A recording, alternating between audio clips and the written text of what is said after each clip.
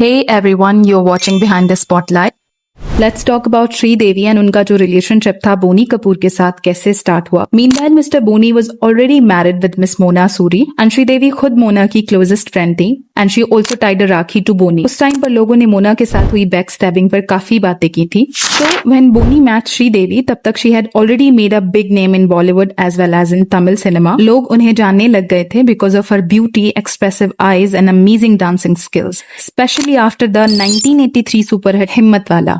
Then 1987 में जब उन्होंने मिस्टर इंडिया मूवी साइन की, वहीं से बोनी कपूर ने सेट पर उनको best makeup room, elegant costumes and multiple stylish तक अरेंज करके दिए। Boney always made sure that she felt comfortable and special, but impressing Sridevi was never that easy. Finally in 1993 Boney Kapoor ने हिम्मत करके श्रीदेवी को प्रपोज कर दिया, बट श्रीदेवी ने तुरंत जवाब दिया, you are married, you have 2 kids, how can you say this to me? After that, she didn't speak to Bonnie for 5 to 6 months. But किस्मत को कुछ और ही मंजूर था। 1995 में जब श्रीदेवी की मदर बीमार हो गई थी, तो बोनी ने उनका साथ दिया। Like a rock, he was standing by her, and Sridevi भी धीरे धीरे उनकी तरफ अट्रैक्ट होने लगी। 1996. This was the time when Bonnie Kapoor told everything to his current wife about Sridevi and him. And ये टाइम मोना सूरी के लिए सबसे ज्यादा टफ टाइम था। देन उसी साल उनका डिवोर्स भी हो गया था।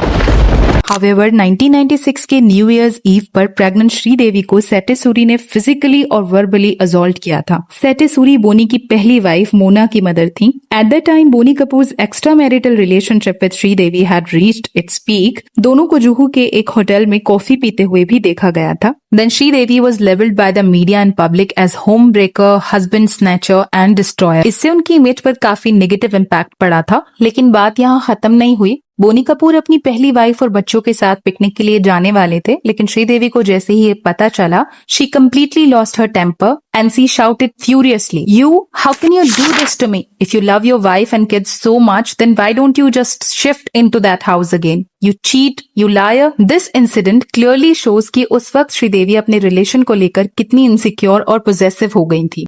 इन दिस स्टोरी किसी को भी गलत बोलना कम्प्लीटली मुश्किल है। मोना इनोसेंट थी क्योंकि शी नेवर एक्सपेक्टेड उनके मैरिज का इस तरह एंड होगा। Boney Kapoor can't be called a pure cheater either, क्योंकि उन्होंने भी अपनी फीलिंग्स मोना को बता दी थी towards Sridevi. Though much later even Sridevi was not a home breaker, because जब बोनी कपूर ने उन्हें पहले प्रपोज किया था, she clearly said no to him. पर जैसे ही कोई पर्सन आपकी बार बार केयर करता है, specially when you are in your weakest moment, तो naturally you become soft and get convinced. It's a human nature. But still, the one who suffered the most was Mona. I also would love to know your opinion. आपको क्या लगता है? Was it destiny or mistake? See you in the next video.